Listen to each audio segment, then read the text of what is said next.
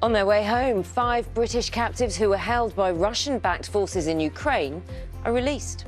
At the papers for you this morning, the front pages. Let's start with The Sun. Good news, Vlad news is The Sun's headline today, leading on the story that 5 British nationals held by Russian-backed forces in Ukraine have been freed. The Prime Minister, Liz Truss, will warn Vladimir Putin that he will never win, despite a desperate threat to go nuclear, the Daily Mail reports.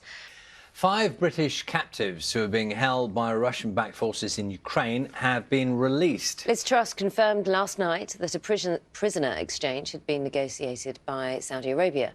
Before being freed, 2 of the men, Aden Aslin and Sean Pinner, had been sentenced to death by Russian-backed separatists. Emma Vardy has more. We just want to let everyone know that we're now out of the danger zone and we're on our way home to our families.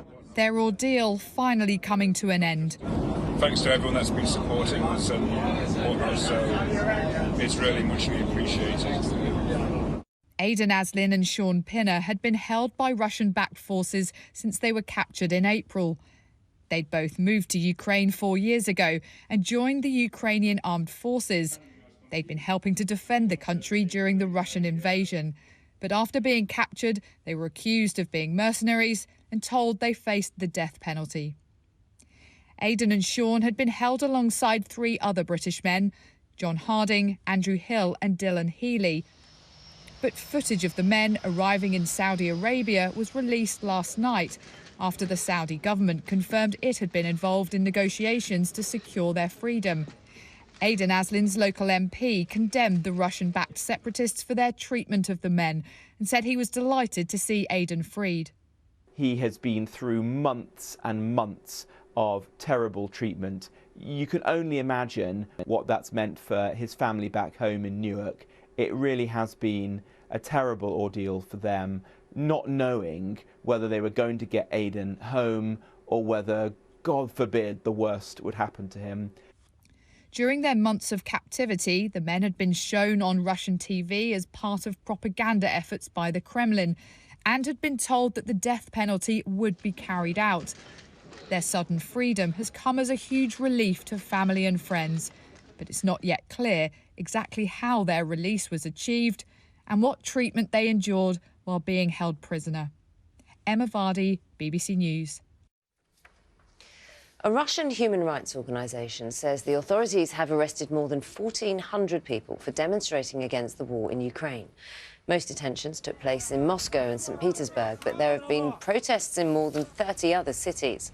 Mr. Putin has ordered the mobilisation of 300,000 reservists to fight in Ukraine. Late last night, the Prime Minister addressed the UN General Assembly in New York. Liz Truss vowed to stand up for freedom and also pledged to sustain or increase the military support to Ukraine. The Ukrainians aren't just defending their own country. They're defending our values and the security of the whole world. That's why we must act. That's why the UK will spend 3% of GDP on defence by 2030, maintaining our position as the leading security actor in Europe. Let's go to our reporter in Ukraine now. Hugo Bachega joins us from Kyiv. Hugo, very good morning to you. So we've had those statements at the UN from Liz Truss, amongst others. We've had, of course, the announcements from Vladimir Putin yesterday, and then the release of prisoners. There's been quite a lot happening. Yeah, so I think the release of these prisoners came as a surprise, especially because of these rising tensions following the announcement by President Putin of this partial military mobilization.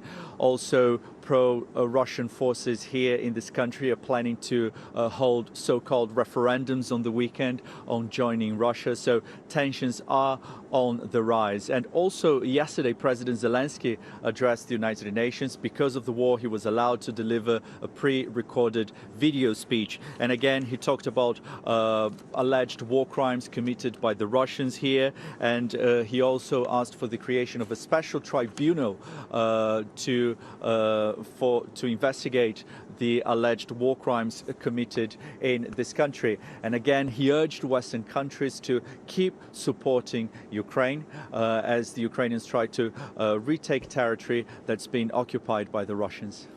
Hugo, thank you very much.